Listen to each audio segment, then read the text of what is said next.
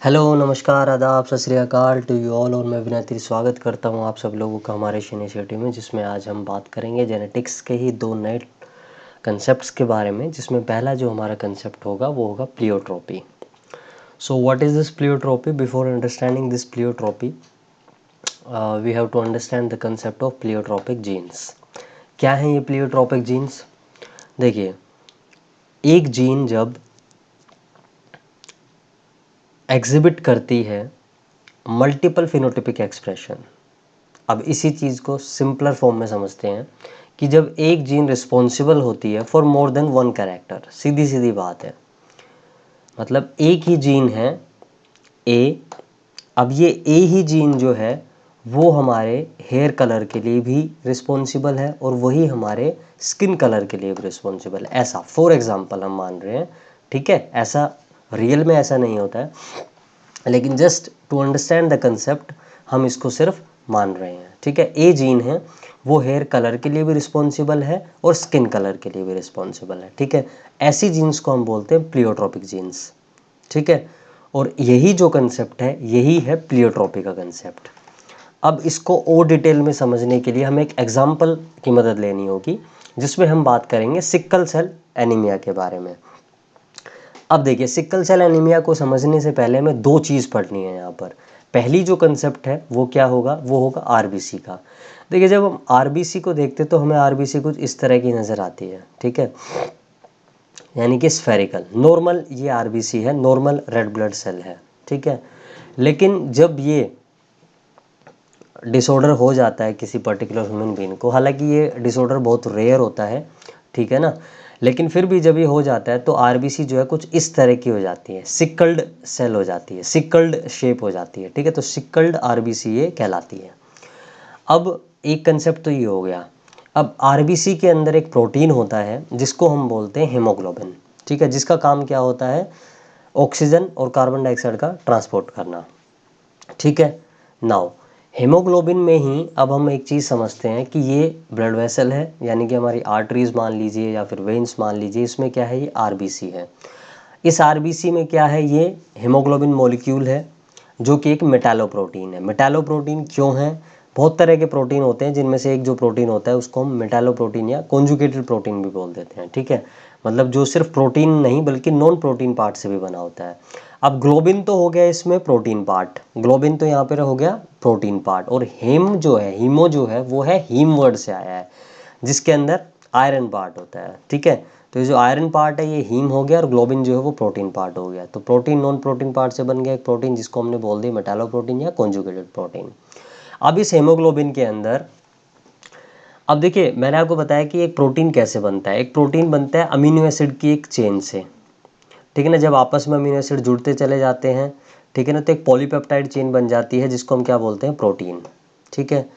अब कुछ ऐसे प्रोटीन होते हैं जो सिर्फ एक ही चेन से बन जाते हैं, कुछ ऐसे होते हैं जो दो से बनते हैं, कुछ ऐसे होते हैं जो तीन से, और कुछ ऐसे होते हैं जो चार चेन से बनते हैं। अब ये जो हीमोग्लोबिन है इसमें दो अल्फा चेन है और दो बीटा चेन है। ये चार टोटल ग्लोबिन चेन से बना है। ये चारों क्या है? ग्लोबिन चेन है, प्रोटीन पार्ट है इसका।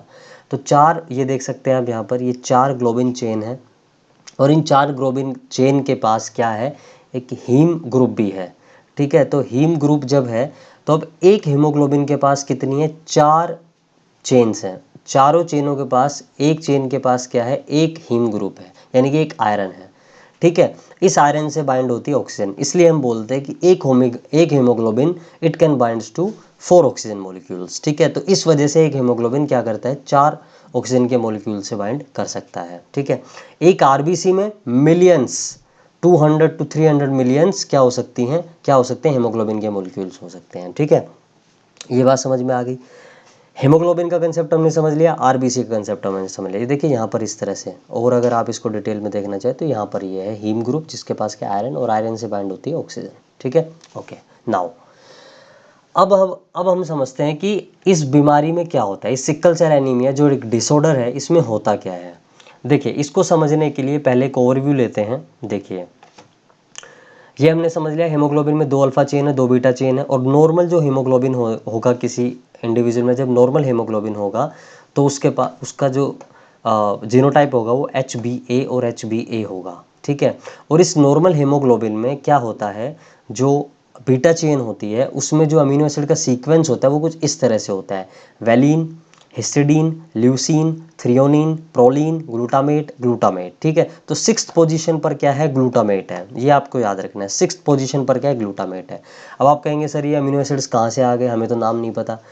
कोई दिक्कत नहीं है, +1 की जो ये +1 का कंसेप्ट है, ये पूरा सेल बायोलॉजी में ये कंसेप्ट आते हैं पूरे अमीनो एसिड्स का, प्रोटीन का एक पूरा चैप्टर है। अगर आप लोगों को इसके बारे में कोई कन्फ्यूज़न है या आप लोग अच्छे से नहीं समझ पाए हैं +1 में ये सब कंसेप्ट्स, तो कोई दिक्कत नहीं है। मेरे चैनल की प्लेलिस्ट में जब आप जाकर देखेंगे, विज़िट करेंगे वहाँ पर, तो आपको सेल बायोलॉजी की भी वीडियोज़ मिलेंगी, अभी नहीं कुछ दिन बाद, ठीक है। क्योंकि अभी हमारी वहाँ पर प्लांट किंगडम हम स्टार्ट करने जा रहे हैं वहाँ पर, ठीक है, +1 में।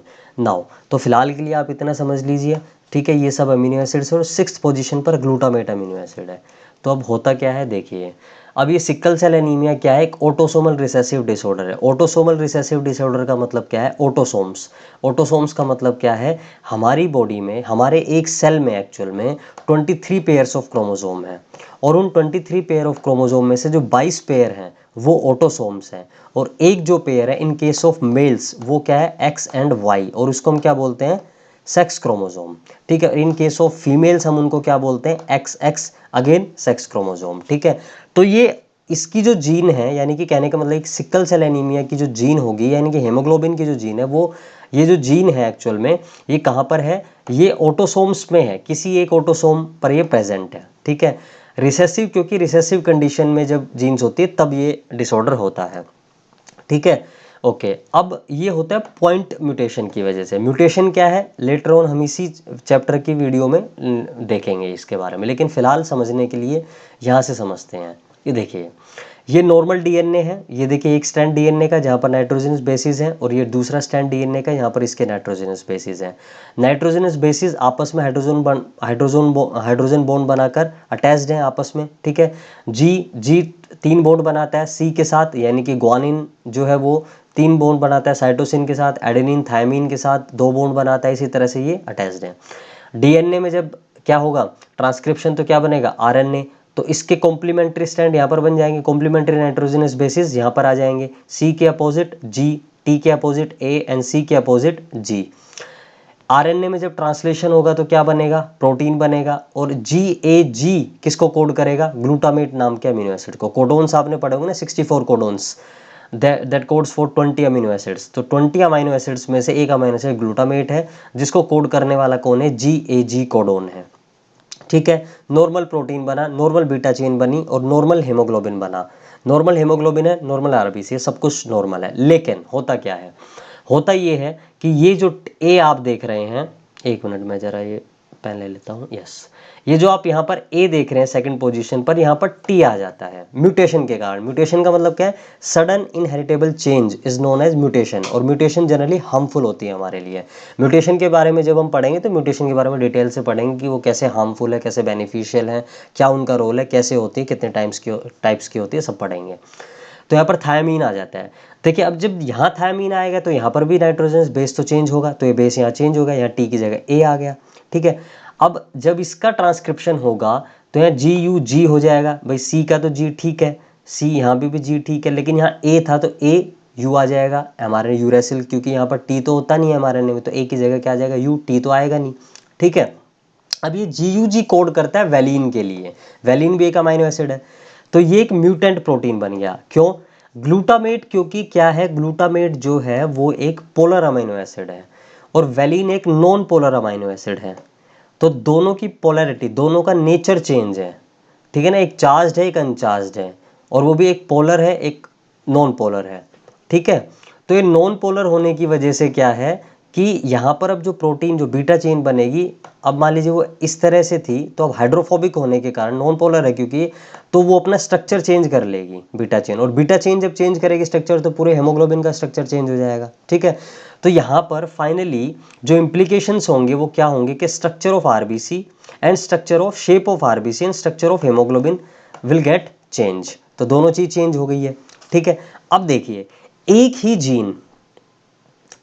जीन यहाँ पर है जिसकी वजह से चेंज होने के कारण क्या हो गया है, जिसकी वजह चेंज होने के कारण दो चीज़ें चेंज हो गई हैं, स्ट्रक्चर भी चेंज हो गया हेमोग्लोबिन का और शेप भी चेंज हो गई है आरबीसी की, ठीक है। तो ऐसी ही जीन्स को हम क्या बोल रहे हैं कि ये देखिए, एक जीन रिस्पॉन्सिबल है for more than one character, यही बात हमने यहाँ पर की, तो दो कैरेक्टर यहाँ पर चेंज हो गए हैं, ठीक है। फाइनल इंप्लीकेशन होगा क्या कि जो हमारा आरबीसी है उसकी ऑक्सीजन कैरिंग कैपेसिटी कम हो जाएगी, क्यों, क्योंकि हेमोग्लोबिन का स्ट्रक्चर चेंज हो गया है, हेमोग्लोबिन की बीटा चेन का। तो हेमोग्लोबिन जब कैरी नहीं कर पाएगा तो हेमोग्लोबिन किस में है, आरबीसी में है, तो आरबीसी की ऑब्वियसली कैरिंग कैपेसिटी कम हो जाएगी। मान ली हेमोग्लोबिन जो है वो अब 4 की जगह 3 ही हमें अमीनो एसिड्स कैरी कर पाएगा। और अगर अब देखिए, पहले 400 हीमोग्लोबिन कितना कर रहे थे, 400 को 4 से कीजिए 1600 मोलिक्यूल ऑक्सीजन के। अब मान लीजिए वो 400 जो है वो 3 ही कर पा रहे, तो 1200, तो 1600 ऑक्सीजन मोलिक्यूल की जगह 1200 या वो कर पाएंगे, तो होगी ना ऑक्सीजन कैरिंग कैपेसिटी कम, ठीक है। लेकिन जो जिनको सिकल सेल एनीमिया होता है ना, उनके पास एक बड़ी पॉजिटिव भी उनके साथ होता है क्या, कि वो रेजिस्टेंट हो जाते हैं मलेरिया से, मतलब उन्हें मलेरिया नहीं हो सकता कभी भी, ठीक है। ओके, चलिए अब यहाँ देखिए, अब देखिए एक जो चीज़ यहाँ पर एक और समझने की है वो ये है कि नॉर्मल जो हेमोग्लोबिन होता है वो कैसा होता है, वो HbA और HbA, यहाँ पर मैंने आपको बताया था, एक मिनट ये रहा, हाँ, HbA और HbA उसकी जो जीन्स है यानी कि वो इस तरह से होती हैं, HbA और HbA दोनों जगह नॉर्मल होगी। लेकिन जैसी सिकल सेल है तो उसकी पोजीशन या तो कंडीशन या तो HbA और HbS, यानी कि एक जीन जो है सिर्फ म्यूटेंट हुई है, अगर दोनों हो गए तो HbS और HbS। तो ये जो HbA और HbS वाला है ना इंडिविजुअल, ये क्या होगा, ये ही विल सर्वाइव, ही और शी विल सर्वाइव, लेकिन कुछ प्रॉब्लम्स इसके साथ होगी।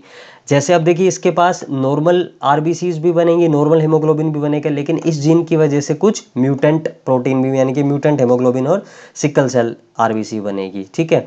तो ऐसा इंडिविजुअल सर्वाइव तो कर लेगा, लेकिन जब एक्स्ट्रा ऑर्डिनरी सर्कमस्टांसेस आएंगे, जैसे हाई एल्टीट्यूड एरिया, क्योंकि हाई एल्टीट्यूड पर ऑक्सीजन कम हो जाती है, तो हमारी बॉडी ज़्यादा आरबीसीज बना लेती है ताकि वो ओवरकम कर सके उस कंडीशन को। लेकिन इस केस में जब इंडिविजुअल को ऐसी कंडीशन होगी तो वो हाई एल्टीट्यूड में उसको सर्वाइव करने में प्रॉब्लम होगी। लेकिन जब कंडीशन ऐसी हो जाएगी, दोनों ही जीन म्यूटेंट हो जाएंगी उसकी हेमोग्लोबिन वाली ये, तो क्या होगा, तो वो 20 साल की उम्र तक ही सिर्फ जीवित रह पाएगा, उसके बाद वो dead, he will be dead, ठीक है, वो मर जाएगा, उसकी मृत्यु हो जाएगी, ठीक है। तो क्यों, क्योंकि देखिए ऑक्सीजन तो मस्ट है ना हमारे सर्वाइवल के लिए, भाई ऑक्सीजन ही तो है जो हमारी बॉडी में सारा काम कर रही है। हमने देखा था ना क्या हो रहा है, रेस्पिरेशन का जो प्रोसेस है उसका मतलब ही क्या है, ऑक्सीडेशन ऑफ फूड। जब हमारे फूड का ऑक्सीडेशन हो रहा है, यानी कि in the presence of in the presence of oxygen, जब हमारा फूड का ब्रेक डाउन हो रहा है तभी तो हमें एनर्जी मिल रही है। और उस एनर्जी से हम क्या क्या कर रहे हैं, उस एनर्जी से हम वॉकिंग, लिफ्टिंग, ठीक है, सिंगिंग, जितने भी हम वर्क काम करते हैं वो, यानी कि एनर्जी हमारे वर्क जो भी हम टास्क परफॉर्म करते हैं उसके लिए चाहिए, एनर्जी हमें ग्रो करने के लिए चाहिए, एनर्जी रिप्रोड्यूस करने के लिए चाहिए, ठीक है, एनर्जी हमें रिपेयर करने के लिए चाहिए। तो हर प्रोसेस के लिए हमें एनर्जी चाहिए, ये हमें पता है बात, ठीक है। तो जब ऑक्सीजन नहीं होगी तो एनर्जी नहीं होगी, एनर्जी नहीं होगी तो वो इंडिविजुअल सर्वाइव ही नहीं कर पाएगा, ठीक है। और भी बहुत सारी रीजन्स हैं इसके लिए, ठीक है। तो ये बात होगी सिकल सेल एनीमिया के बारे में और प्लियोट्रोपी या प्लियोट्रोपिक जीन्स के बारे में, ठीक है। आई होप इतनी बात आपको ये समझ में आ गई होगी। दूसरा जो हमारा कंसेप्ट है वो है पॉलीजेनिक इनहेरिटेंस के बारे में। पॉलीजेनिक इनहेरिटेंस का मतलब क्या है, उससे पहले हम थोड़ा सा एक इंट्रोडक्टरी पार्ट इसमें लेते हैं। देखिए मेंडल जब सर अपना एक्सपेरिमेंट कर, तो उस समय उन्होंने ये बताया था कि उन्होंने सिर्फ यही बात बताई थी कि भाई दो ही जो ट्रेड्स होंगे वो डिस्टिंक्ट अल्टरनेट फॉर्म में होंगे। जैसे भाई या तो जो हाइट है वो 6 फीट होगी, या वो हाइट जो है वो 4 फीट होगी, या तो जो पोड की शेप है वो रिंकल्ड होगी या वो इन्फ्लेटेड होगी, ठीक है, या तो सीड का कलर येलो होगा या ग्रीन होगा, ठीक है। ऐसी उन्होंने बात बताई थी। लेकिन जब हम उनकी बात भी ठीक है, मैं ये नहीं कह रहा हूँ कि मेंडल सर ने कुछ गलत बात बताई, बिल्कुल सही बात बताई उन्होंने। लेकिन जब हम और ट्रेड्स को हमारे चारों तरफ जब हम देखें और बहुत सारे ट्रेड्स या कैरेक्टर्स के बारे में बात करें, तो वो सब ग्रेडियंट की फॉर्म में होते हैं। जैसे आप एक बात मुझे बताइए, क्या आपने 6 फीट का इंडिविजुअल और 4 फीट का इंडिविजुअल ही देखा है?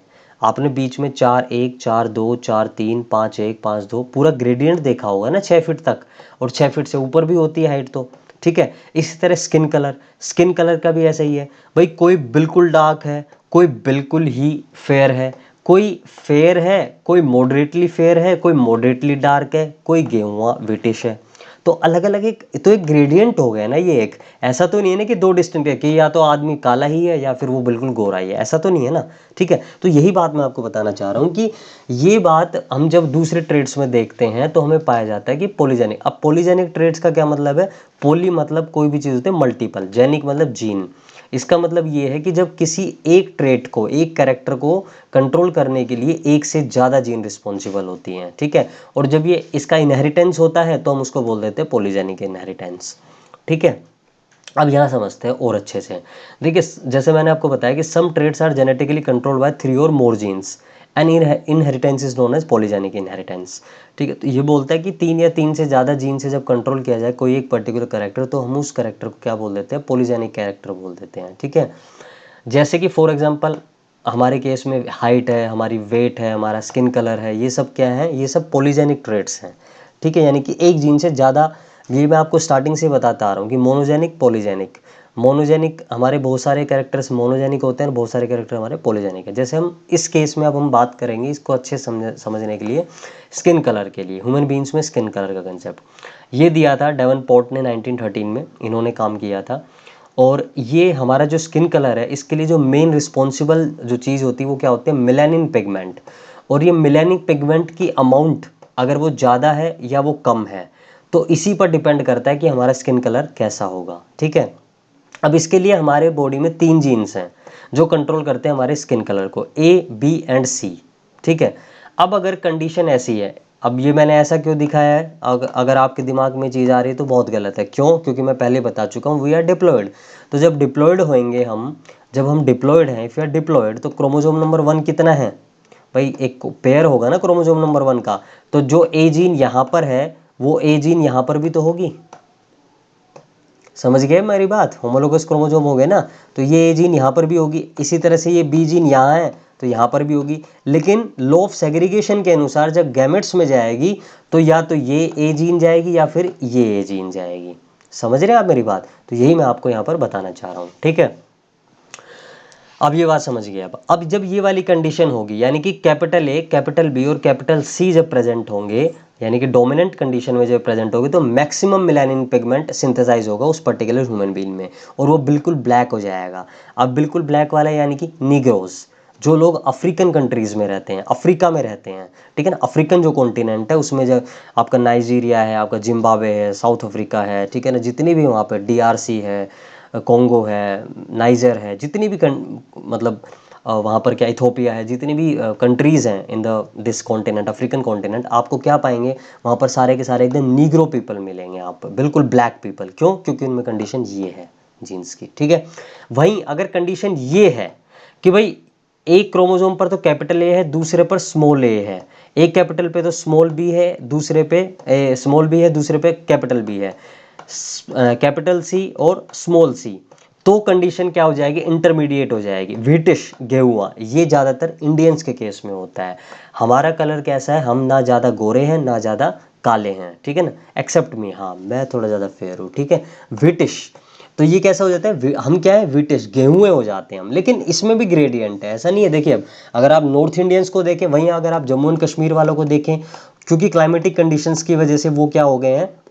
वो ज़्यादा थोड़े से फेयर ज़्यादा हो गए हैं। वहीं अगर हम हरियाणा पंजाब वाले लोगों को देखें तो हम पर्टिकुलर, हम प्रॉपर गेहुआ हम अपने लिए यूज़ कर सकते हैं, ठीक है। लेकिन वहीं अगर आप साउथ में जाएं, आप तमिलनाडु केरला में जाएं, कर्नाटका में जाएं, तो आपको थोड़े से डार्क पीपल मिलेंगे वहाँ पर, ठीक है। इसका रीज़न भी बताऊँगा ऐसा क्यों होता है। अगर कंडीशन ये हो जाए, सॉरी ये स्मॉल ए ही आएगा यहाँ पर भी, तो small A, small B and small C, तो मेलानिन पिगमेंट उनमें बन ही नहीं रहा है और वो कैसे हो जाते हैं? एल्बिनो। अब ये एल्बिनो क्या है वो भी देखते हैं। अब ये बात आई थिंक आपके समझ में आ गई होगी। इस सब को देखने से पहले, ये ग्रेडियंट एक बार देख लीजिए।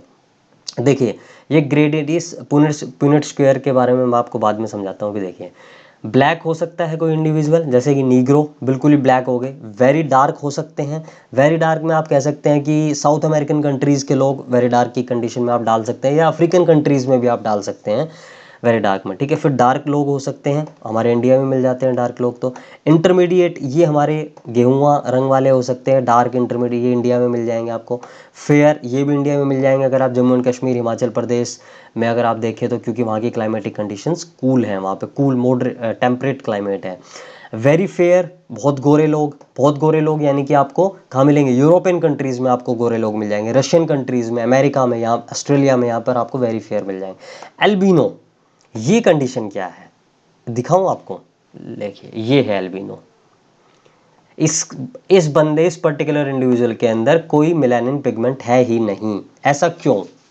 देखिए ऐसा कोई रीज़न नहीं है, मैं आपको रीज़न बताता हूँ। लेकिन ये देखिए, ये लाइट है, ये नॉर्मल टैनिंग है, ये फिर टैन है थोड़ा सा, ये ब्राउन है जैसा कि हम हैं इस कैटेगरी में लगभग आप मान सकते हैं। फिर ये डार्क है और फिर ये वेरी डार्क है जो नीग्रोज की है। तो ये इस तरह से कुछ मैंने आपको यहाँ पर समझाने की कोशिश की है। ये लेकिन एल्बिनो है, इसमें वो पूरा तीनों जीन रिसेसिव फॉर्म में प्रेजेंट होंगी, ठीक है।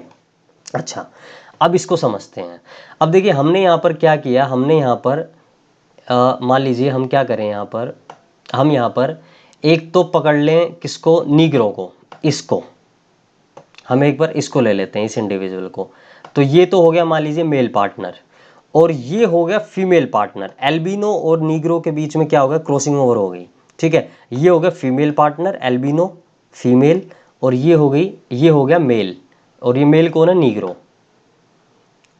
इन दोनों के बीच में क्या होगा, क्रॉसिंग ओवर जब हमने कराई दोनों पेरेंट्स की, तो F1 जो जनरेशन आई वो ये आएगी, आएगी ना ये F1 जनरेशन। ये तो आपको बात समझ में आ गई F1 जनरेशन कैसे आएगी, ठीक है भाई। दोनों से आधे आधे गैमेट्स ले लीजिए, इंडिविजुअल जो आएगा वो ऐसा आ जाएगा, आ गया। अब F1 जनरेशन में सेल्फिंग करवा दीजिए, जब आप सेल्फिंग करवाएंगे तो गैमेट्स बना लीजिए, तो ये गैमेट्स बन जाएंगे, 3 जीन से तो 8 गैमेट्स बन जाएंगे, 8 इधर 8 इधर। अब इनको आप जब ये प्रोजेनी जब आप देखेंगे तो इस तरह का पूरा आपका ये रिजल्ट आएगा। इस रिजल्ट में क्या है शॉर्ट में बता देता हूँ। एक ब्लैक है, कौन सा है ब्लैक, सिर्फ ये, क्योंकि इसके पास ही देखिए ये कंडीशन सिर्फ इसी के पास है, डोमिनेंट तीनों जीन्स इस फॉर्म में यहाँ पर ही हैं, सिर्फ ब्लैक। वेरी डार्क मैंने आपको बताया, वेरी डार्क कब होगा, वेरी डार्क जब होगा जब ये वाली कंडीशन होगी, मतलब वेरी डार्क के केस में हम क्या करते हैं, वेरी डार्क के केस में हम क्या करते हैं कि ये देखिए एक मिनट रुकिए मैं आपको बता देता हूँ। 5 जब डोमिनेंट जीन्स होती हैं तो 5 डोमिनेंट जीन देखिए यहाँ पर है, 6 में से 5 डोमिनेंट जीन्स हों, मतलब एलील्स आप कह सकते हैं, ठीक। 1 2 3 4 5, ये 5 हो गए डार्क में। फिर 4 में क्या होगा, देखिए यहाँ पर तो 6 की 6 जीन जो होंगी डोमिनेंट होंगी, यहाँ पर 5 हो जाएंगी, यहाँ पर 4, यहाँ पर 3, यहाँ पर 2, यहाँ पर 1, और यहाँ पर कोई भी डोमिनेंट जीन नहीं है, 0। ये है पूरा एक्चुअल सिस्टम। तो आप यहाँ पर देख लेना, जहाँ पर 4, अब देखिए मैं आपको थोड़ा सा बता देता हूँ। जैसे यहाँ पर 5 है तो एक वैसे वेरी डार्क हो जाएगा।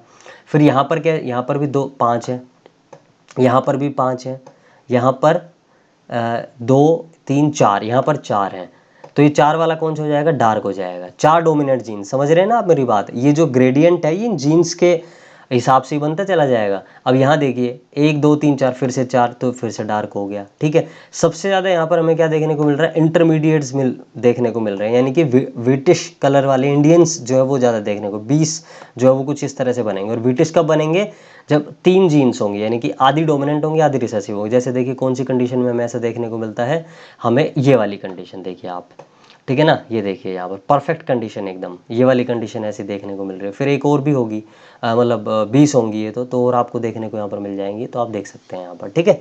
तो मेरे हिसाब से बात आपको समझ में आ गई होंगी, ठीक है।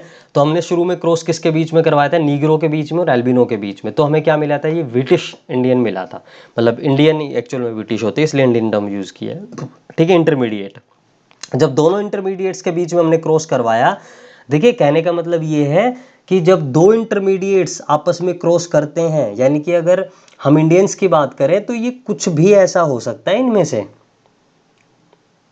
समझ रहे हैं आप मेरी बात। मतलब ऐसा नहीं है कि ब्रिटिश इंटरमीडिएट अगर के बीच में क्रॉस होगा तो उनसे नीग्रो नहीं बन सकता, बिल्कुल बन सकता है। देख सकते हैं आप यहाँ पर, ये देखिए नीग्रो बन रहा है ये, ठीक है। अगर तीनों गैमेट्स में अगर यहाँ से भी ए, यहाँ से बी और यहाँ से कैपिटल सी आ जाए, और फिर मदर में से भी ये आ जाए ए बी सी, तो नीग्रो इंडिविजुअल पैदा हो जाए। नीग्रो जो उनका बच्चा होगा वो कैसा हो जाएगा, नीग्रो हो जाएगा, ठीक है। तो ऐसी कोई बात नहीं है, ठीक है। तो आपको और एल्बिनो भी हो सकता है अगर तीनों यहाँ से रिसेसिव आ जाए तो, एल्बिनो भी हो सकता है, ठीक है। तो ये मेरे हिसाब से आपको ये कंसेप्ट अच्छे से समझ में आ गया होगा, तो ये आप देख सकते हैं। अच्छा, एक जो मेन इंपॉर्टेंट चीज़ है मैं आपको बता दूं, देखिए मेलानिन का मतलब क्या है, मेलानिन क्यों, इसका रीज़न है क्यों अफ्रीकन कंट्रीज़ के लोगों के पास और क्यों साउथ इंडियन लोगों के पास मेलानिन ज़्यादा होता है। देखिए इसमें समझने वाली बात ये है, देखिए अब जिसके पास मेलानिन ज़्यादा होगा, ठीक है ना, उसकी इम्यूनिटी ज़्यादा अच्छी होती है। सबसे पहली बात तो उसकी इम्यूनिटी ज़्यादा अच्छी होती है, यानी कि जो डार्कर लोग होते हैं उनकी इम्यूनिटी फेयर लोगों से ज़्यादा होती है। पहली बात, एक तो उनके पास ये बेनिफिट हो गया। दूसरा, देखिए जब आप अफ्रीकन कंट्री में जाएंगे तो अफ्रीकन कंट्री में जो धूप है वो ज़्यादा पड़ती है, क्योंकि वो ट्रॉपिकल जोन में आता है, पूरा पूरा अफ्रीका ट्रॉपिकल जोन में आता है। तो लाइट की जो इंटेंसिटी है ना सनलाइट की, वो बहुत ज़्यादा होती है वहाँ पर। और सनलाइट से एक हार्मफुल रेज आती है जिनको हम कहते हैं ultraviolet rays, that is UV rays.